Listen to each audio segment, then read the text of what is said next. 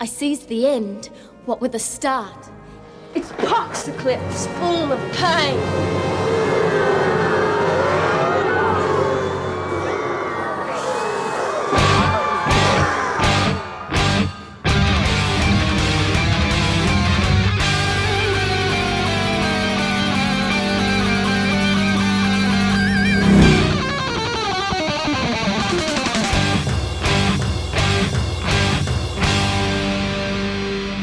Welcome to the Mad Max Minute. We's looking behind us now, down the long hall to 1985. We sees Mad Max Beyond Thunderdome, 1 minute at a time. I'm Rick. And I'm Julia. And today we're talking about minute 55, which begins with Max sitting down for story time with the waiting ones, and it ends with Savannah saying that the wind just stoppered. One man who cannot be stoppered is the one joining us today, the man behind Mad Max Bible, the YouTube channel, Shem Herman. Hello, everyone. Hello. Thank you for joining us. Hey, you're welcome. Let's talk about the thing. We are kicking it off with minute 55. This is the beginning of the tell. This is the thing that Slake was so excited to share with Max. This is their own personal history. And when we wrapped up this past week, Slake was like, it's only right that Savannah tell the story. And so this is the beginning of it. And the main reason we invited Shem on the podcast this week is because this week specifically deals very heavily with the history of the Waiting Ones. And when we talk about the in-world history of the Mad Max series, the first and last name I think of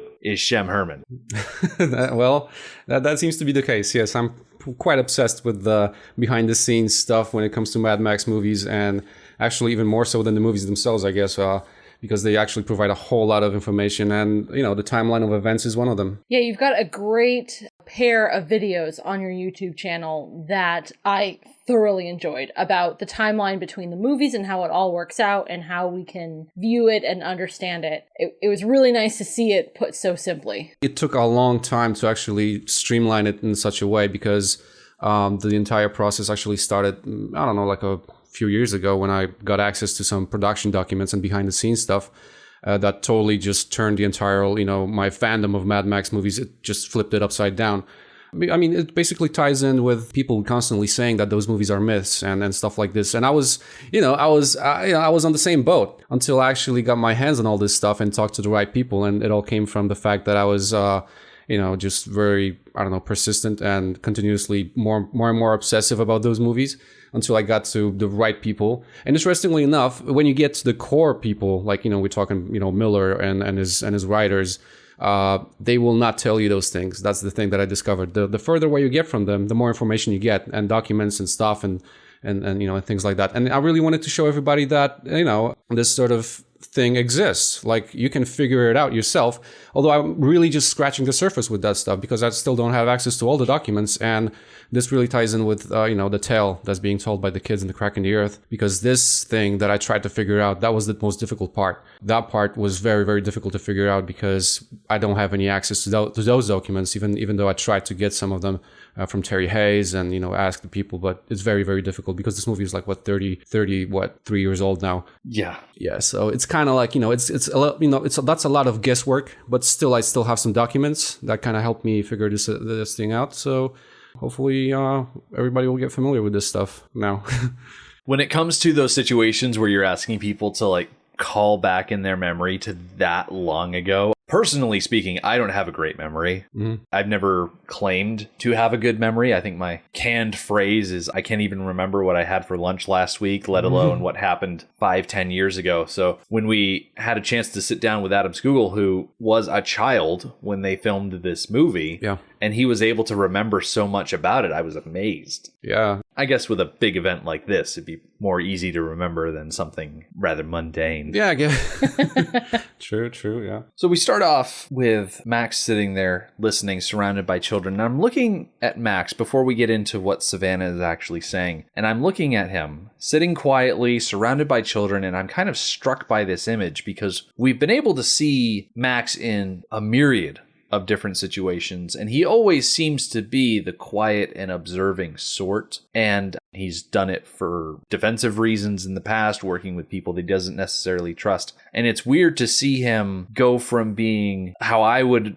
interpret as skeptical and wary in those other situations, to here more or less looking a bit softer. Like, yeah, he's still quiet and observing, but he's not doing it in such a way that is tinged with cynicism. It seems a bit more genuine. Yeah, that's exactly what I discovered when I was doing a little bit of research for this episode. And basically, this is the point where Max starts caring about those kids. Exactly when they start telling, the tale and stuff like this. That's why he feels like, a little bit, he looks like he's a bit confused.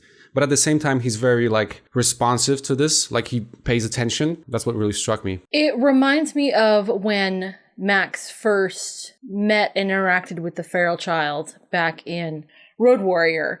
Mm-hmm. His dealings with the group as a whole, a bit, not necessarily aggressive, because he was being passive while he was being taken into custody, but it was dealing with other people in power. Once he was dealing with this individual child, he became much softer, more interactive, more imaginative, and actually trying to reach out to the feral child. Kind of the same situation here. He suddenly finds himself one of the only adults, because I do consider Slake and Savannah adults, but anyways. Mm-hmm.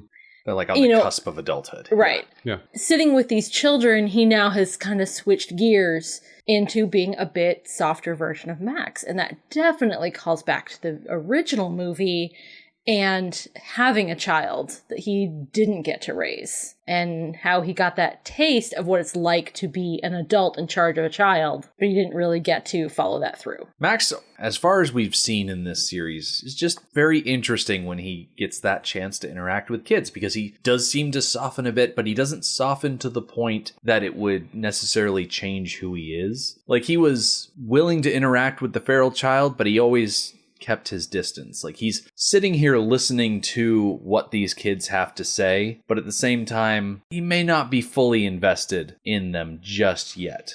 Like, he's giving them the satisfaction of doing the tell, getting a chance to show off that, no, they did keep it straight. They weren't slack at all. Yeah, that's exactly what I noticed when I read the original script. Before this entire telling scene happened, the kids pretty much interrogate Max, trying to figure out if he's, Captain Walker and all that. And it's very explicitly stated in the script that Max is actually listening to them instead of dismissing them, Mm-hmm. And on top of it all, I mean, there's a lot of things that I actually, read up, in the script. And for example, there's this thing missing from the movie, which is that when the kids actually start telling the tale, they offer Max some popcorn. That's in the script. But the popcorn is a bowl of small roasted berries. So they kind of all those kids, they have this sort of grasp of, the civilization, this old world, mm-hmm. but it's all twisted at the same time. And I think, it's the small things that kind of win him over. You know what I mean? I'm glad that you brought that up. I haven't been following along in the script or the novelization, which is what we have here, or even with the storybook for this scene, because I was just so focused on what was happening. But I love the idea of them passing him a popcorn stand-in, because the, for lack of a better term, talking stick that Savannah is holding more or less looks like an outline or a frame for a television. Yeah, that's exactly what it is. And you know what? Hold on. Just give me a second, because I wrote it all down. The entire thing, the scene that we'll be talking about later on with, Slake coming up with this little visor thing, right? Mm. Those pictures were supposed to be originally called The Showing of a #1 Blockbuster Telling. That's what they called it in the script. Mm-hmm. So those kids, they really have this, it's just pretty much the extension of this popcorn thing, and their basic understanding of what civilization used to be. That's pretty much how those kids exist, Yeah, they have a fascination with the video. Mm-hmm. Yeah. Exactly. The thing about this whole infatuation with, of those kids with the civilization, I really didn't understand it at first. Because, it always felt like, okay, those kids, they have it really good over, in the crack in the earth. They don't have to really worry about a whole lot of things. But then it sort of dawned on me that those kids, like this crack in the earth thing, that's their whole world. They don't know anything outside of that place. So the artifacts from the past became their religion, and they want to know what's out there. It's because they don't know anything. Like, they're just by themselves. That's it. To me, it was kind of strange. I mean, to discover this so, just recently. But that's the entire thing about their existence. That's why they want to leave. And that's why Max, I'm getting ahead of myself. But It was kind of fun to discover, you know? I might have just had a light bulb go on above my head. This is not the first time we've had a group of people in a fairly good situation, and yet they want to abandon it for the possibility of a greater situation, and it's not even going to be the last time that we see it. You could argue that the compound dwellers living in the compound, near unlimited source of gasoline, great situation, but they want to leave it to go to Sunshine Coast. Right. The kids in the crack in the earth, living in a literal oasis, and they want to leave it behind to go live in a bombed out city. The wives in Fury Road. Mm-hmm. Now, you need to ignore the fact that they're kept as breeding stock and held in literal captivity, but, you know, they have clean air and the best food and clear water and things like that, and they want to leave it behind for the idea of the green place. Plus, if you look at the backstory of all the, you know, all the 5 wives in Fury Road, they've been kept in captivity, but what made them actually want to go were pieces of information from the outside, from the history woman, the books that they got. Mm-hmm. So it's just, it's almost identical in that sense when they want to leave because they don't, I mean, you know, they're sheltered in a way, you know, that's, they're stuck in this one place, but all of a sudden you get those sprinkles of information of somewhere else, and all of a sudden they just want to run away. And it wasn't just the artifacts of the books in Fury Road. You had the artifacts of the picture slides in The Crack in the Earth, and you had the old postcard that the curmudgeon was carrying around, showing off all the beauty of Sunshine Coast. Similar themes all the time, I'm telling you. Yep. Oh, George Miller. Sly dog. Yeah. He's pretty good at this filmmaking. Yeah, he's fairly good at it. Yeah, I'd say so. It's always something new. We should get back to what Savannah was actually saying, because we keep talking around her. So she starts off, they're looking back in history, down the long hall into history back, as she says it, and she sees the end, what were the start. It's Pox-eclipse, full of pain. And then all of the waiting ones come in with their sound effects that they make with their mouths and like leaning in on Max, adding all sorts of dimension to it. I love the sound effects that they do in the movie, which are pretty good, but in the screenplay and in the novelization, they're better. Okay. They are more extensive, and different demographics within the group have different parts, and it's great. And they do some like writhing around on the ground, like pretending to climb out of the wreckage of an airplane, and they're much more thorough. And I am not at all surprised that did not make it to the movie, because the what's the behind the scenes documentary that we watched, the one that Tina Turner narrates? Oh, I don't remember the name of that one. Whichever one that is, because I can't remember either. There is a behind-the-scenes clip of Georgia Ogilvy wrangling the kids to get them to do the sound effects in the plane and the crash and all of that mimicry, trying to do it right and on time. And if it had been more complicated, it just wouldn't have worked. Mm-hmm. And I imagine all of this theatricality and involvement is a method that the waiting ones use to help the listeners internalize the story more. Because if you're part of the story, if you play an active role, then you're more interested in what's being heard. And it's probably a device that they use to help these kids absolutely memorize this stuff. Yeah, and I think it's the same for Max, who's sitting right in front of those kids who are pretending to be the plane. There's like, 10 of them behind them pretending to be the plane moving, pretty much the same thing. And in the context of religion, which we have pulled in several times over the last several minutes, and we're still going to keep referencing that idea of a religion.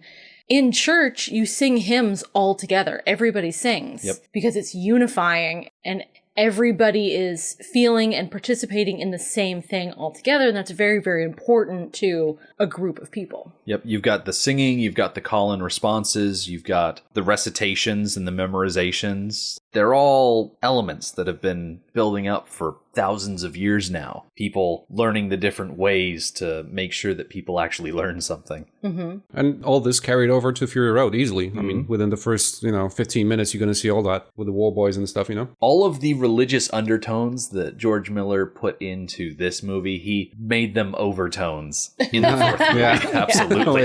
Yeah, he really, Now, with the mention of the Pox-eclipse, Savannah, holds the frame up in front of a painting of a mushroom cloud. Like, this is a literal nuclear explosion. And we had the suggestion of fallout back in minutes 6 and 7 with the water cellar and Max using his Geiger counter to detect radiation. But I think this is the first specific mention of nuclear holocaust. Yeah, so it definitely is. Yeah, I went back and checked. I thought maybe in the opening narration of Road Warrior, they mentioned something specifically about nuclear bombs, but they did not. I went back and checked. I believe you're right. This is the first confirmation. Actually, when I was looking back at some documents that I had, I stumbled upon an interview with Terry Hayes, who wrote the backstory for Mad Max 1 and 2 when he, basically he had to do it to flesh out the entire world of Mad Max 2.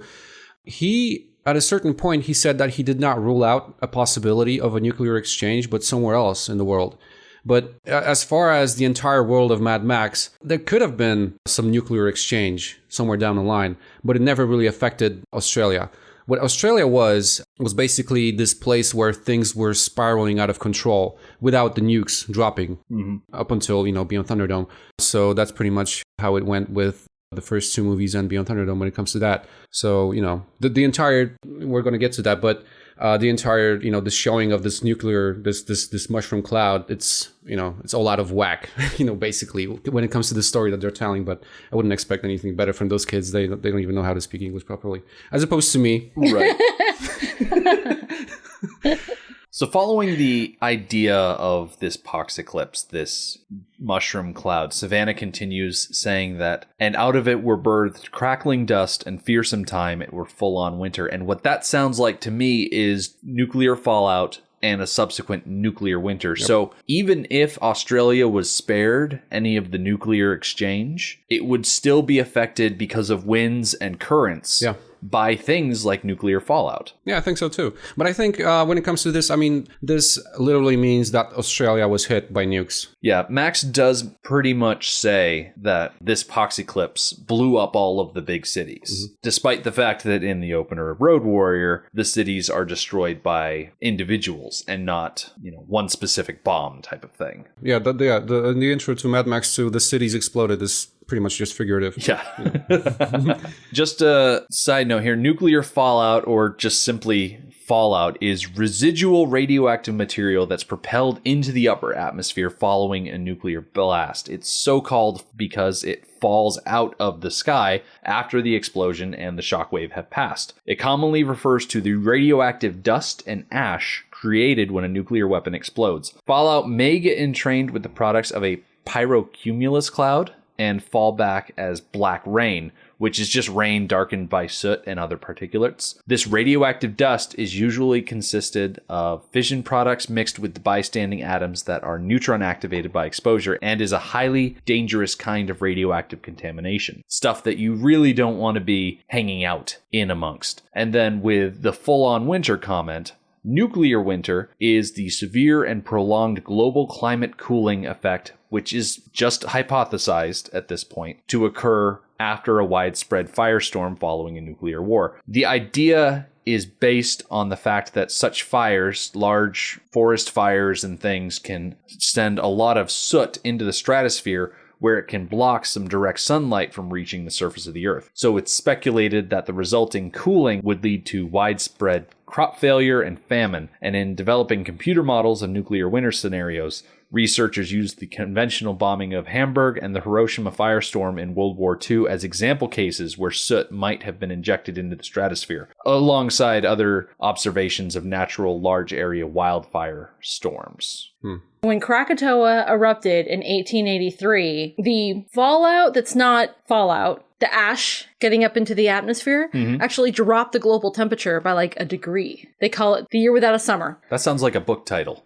And it was the year that Mary Shelley wrote Frankenstein. She wrote it because she was stuck inside because it was gross outside. It wasn't summery. As you do. Yes. The idea of this full-on winter scenario is followed up with the statement that Mr. Dead was chasing them all. And I love this idea that the Whiting ones call the concept of death Mr. Dead. Like they've taken the Grim Reaper and swapped him around and made him their own. Yeah, I mean, you see, okay, so I'm apparently here just to say what was in the original script, but as far as those kids' comprehension of what death is, I've actually found it really interesting because in the script, those kids, Max, basically when he first meets them, he asks them, where are your parents? And they say they took the leaving. And he doesn't understand what that means. So he says, did they die? And those kids are just baffled. Like, what does it, like, death? What is death? Like, they don't understand what death is. And they don't, like, they call it Mr. Dead. I'm not saying that, like, you know, maybe they understand it in like some sort of like a juvenile way. Oh, it's just this Mr. Dead. I don't think they really understand what death is. Those kids, they were really baffled by this question of death by Max. And then when he asked them who gave birth to you, like, you know, who are your parents? They didn't understand that either. So the only person that was old enough they recalled was a person called Joanna, she also took the leaving, right? And I think that was Slake's mother, right? I don't know, you know, but she was a firekeeper, yeah. And she took the leaving with a total of 8 people basically, and so I don't think those kids really understand the concept of death as such. You know, maybe they're scared of it. I'm not entirely sure about that. Mr. Dead might also just be like a boogeyman figure. Kind of like that, yeah. Yeah, I agree. I don't think they really understand the concept of death.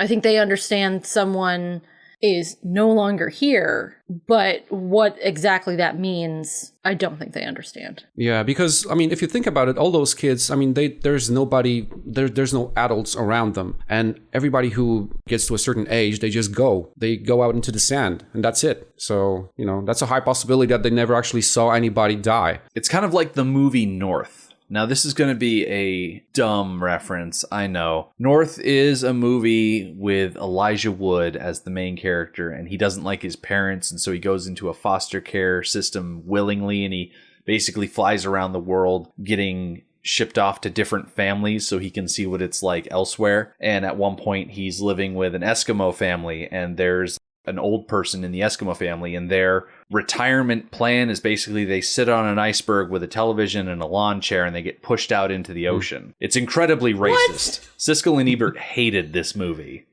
The whole premise of the movie is completely ridiculous. Oh, I know. You can't voluntarily go into the foster system. Well, tell whoever made that movie that. It was not a good movie. It did not do well. Yeah, okay.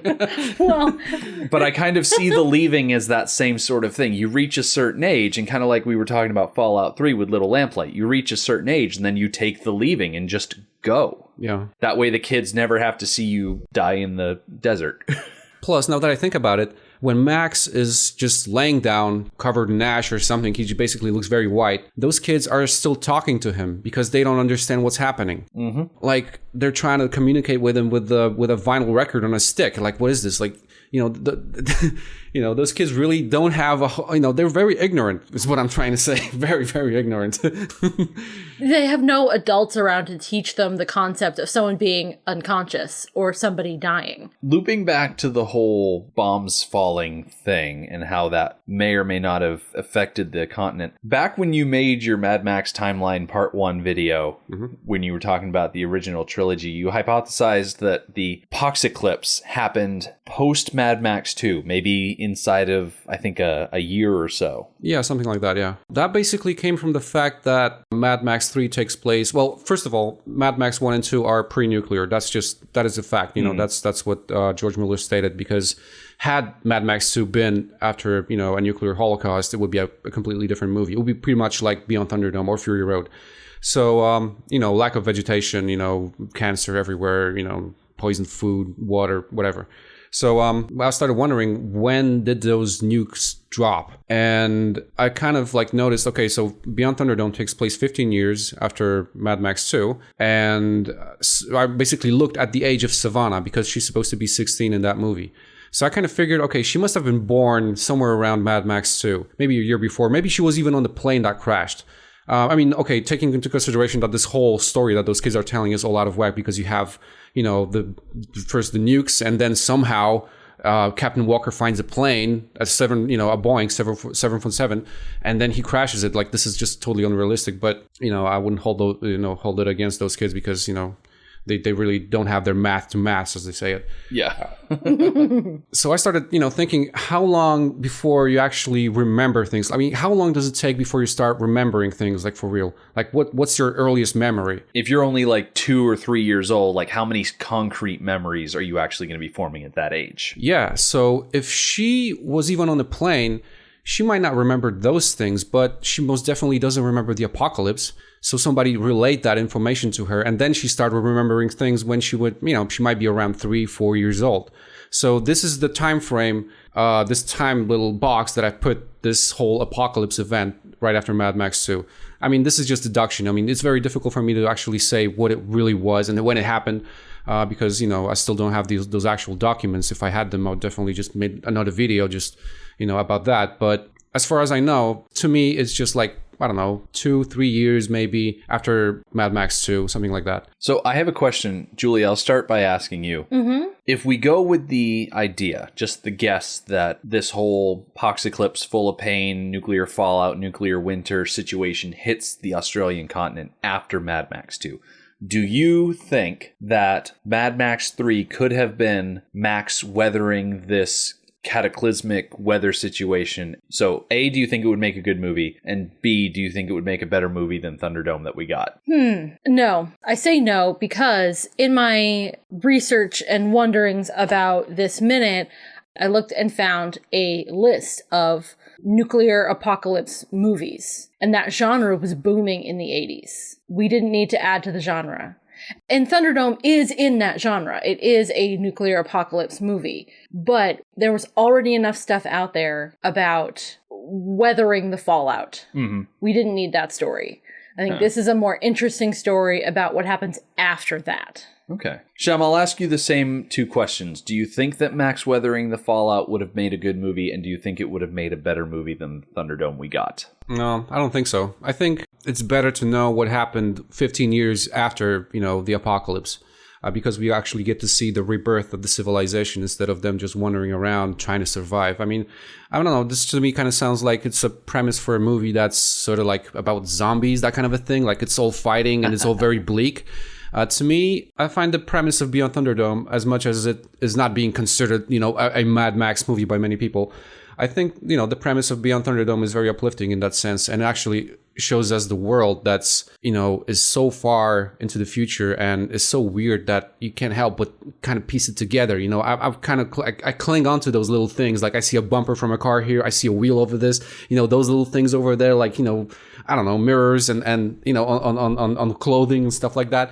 So to me, that's way more interesting than just, seeing a person that's trying to figure out what to do because there's fallout everywhere and stuff like that. So, I'm glad I asked that question because as I was listening to both of your responses, it reminded me that the story of Max weathering a nuclear winter is a very man against nature type story. And the Mad Max films are more or less man against society films. Oh, yeah. Mm-hmm. That first one, it's Max against the culture of motorcycle gangs. And the second one, it's Max against a blossoming raider society versus compound society. And here it's him versus the civilization that Bartertown is becoming. And it's all about Max interacting with groups. It's never about Max interacting with the land around him. Yeah, very true. Yeah. And I'm glad you guys reminded me of that. Just to get back on. You're welcome. Just to get me back on track. All right. Savannah continues. She says, but one he couldn't catch, and that were Captain Walker. He gathers up a gang, takes to the air, and flies to the sky. So they left their homes, said bye-de-bye to the high scrapers, and then all the children say bye-de-bye. And what were left of the knowing they left behind. And then she says, some say the wind just stoppered. Others reckon it were a gang called Turbulence. The way that Savannah tells this story, it sounds like Captain Walker and the other people on the plane survived the whole Pox-eclipse situation and then jumped on the plane and tried to fly away from the city. I'm getting into speculation here, but I kind of feel like it would be a more believable story if instead of them surviving the Pox-eclipse and then trying to leave on a plane, if they were just on a plane initially and the plane was knocked out of the sky because of a weather condition related to a bomb going off somewhere. That's exactly what I wanted to ask you. Like, what do you think happened on that plane? Was it an EMP blast, or was it just turbulence, or how the hell did they survive the apocalypse? Like, what do you think? Without looking anything up to verify it, something comes to mind. I was reading up about nuclear bombs, and if I remember correctly, nuclear bombs also act as EMPs. Yes. Yeah, Okay, so that's correct. So that's probably what happened, is a nuclear bomb fell close enough to them that they were affected by the EMP part of that bomb. Mm-hmm. And that's what took them down. I find it hard to believe if the bombs fell and then they found a plane, boarded it, and ran away. Yeah. I find it hard to believe that they found a plane. Yeah, that's the thing, yeah.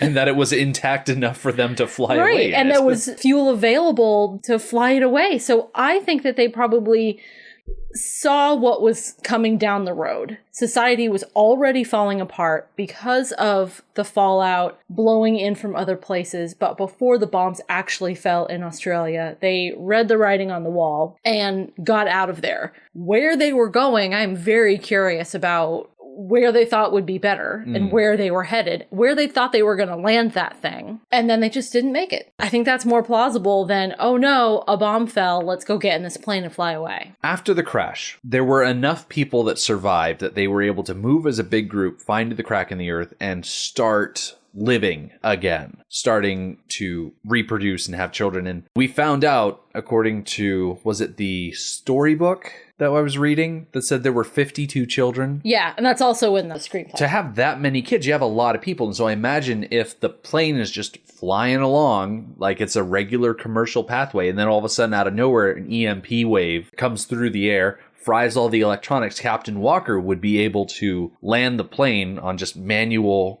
sheer willpower and strength alone. It would probably get buried in the sand and then subsequently covered by sand drift. But that just seems like the most reliable idea to me. I don't know. I'm just kind of thinking, what the hell? Like, it's very difficult for me to understand. I mean, okay, the easiest explanation, obviously, is that those kids don't know what they're talking about, because all of them, they've been born there, except maybe for Savannah, who's kind of old enough to maybe perhaps, she was on the plane, but, still not old enough to actually remember what happened. But yeah, I mean, okay, so there's some options that I was thinking about. Okay, first of all, when they're talking about the nuclear attacks, that could have happened. Maybe, Sydney wasn't struck. Maybe it was somewhere else, right? Because clearly they've been flying from Sydney, because we go back there. And the pictures on, from the little thing, they actually show Sydney.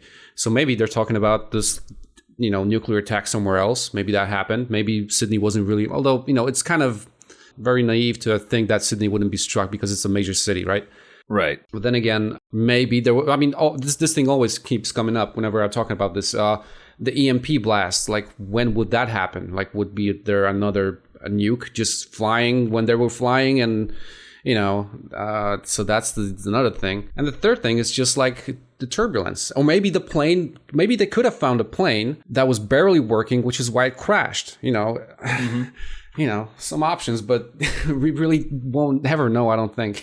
Yeah, I'm not sure anyone is ever going to come right out and say definitively exactly what it is. I think there are so many different possibilities that are viable. The idea of getting hit by an EMP blast, that blast could have come from a nuclear detonation over a American military installation in the Pacific Islands. Yeah. I don't know how many of those are close to Australia or anything like that. I don't know if we have any in Indonesia or something like that. But if you're looking for targets in that area, that might be an idea. You could also just get a windstorm whipped up by a detonation elsewhere. I'm not quite sure exactly how widespread shockwaves like that can pass, but there are so many different possibilities. Yeah. They're nearly endless. Yeah. Not fully endless, but nearly. Close enough. There are American military installations in Australia. Oh, really? Yes. Guess we're on good enough terms for that. At the very, very end of this minute, Savannah spins her telling stick,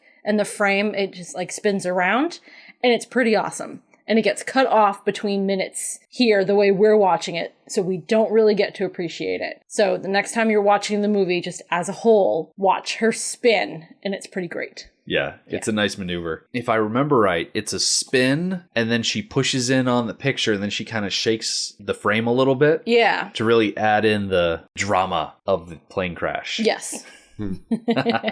Shem, now that we're here at the end of this minute for today, is there anything you'd like to plug, anything you'd like to point people towards so that they can find more of you on the internet? Yeah, sure. If you want to see my videos about Mad Max and the things, behind the scenes when it comes to those movies, just go and type in on YouTube Mad Max Bible. If you want to be a little bit more specific, then Mad Max Timeline of Events, then you're probably going to find some videos that you might find interesting and pretty long too. I don't upload as much as I would like to right now, but there's a whole lot of things that I'm really planning on uploading, and it just takes a lot of time to research this properly and and to edit all this stuff. But yeah, if you want to see all this stuff, then go right ahead, Mad Max Bible on YouTube, and enjoy the videos. Super easy to find. As for us, we are going to come back on Wednesday. Savannah is going to continue the tell and recount how the survivors found the crack in the earth, settled in the secluded spot, but eventually got nostalgic for civilization and modern luxuries, and we'll go from there. So come back for that. The Mad Max Minute podcast is a fan project by Rick and Julia Ingham. The Mad Max franchise was created by George Miller and Byron Kennedy, is presented by Kennedy Miller Mitchell Productions, and distributed by Warner Brothers. Mad Max Minute is produced and edited by Rick Ingham. Our opening music is Verdi's Dies Irae by Daniel Batista of danielbatista.com, and our outro music is We Don't Need Another Hero by MilitiaVox of militiavox.com. Our home on the internet is madmaxminute.com. You can follow us on Twitter at madmaxminute, like us on Facebook by searching for Mad Max Minute, and join our Facebook listener group, Mad Max Minute Beyond Microphone. If you'd like to support the podcast, visit madmaxminute.com, where you can check out our TeePublic storefront by clicking the store link, join our Patreon by clicking the support link, or make a one-time donation by clicking the donate link. Thank you for joining us for Minute 55 of Beyond Thunderdome. We'll see you next time. Everybody say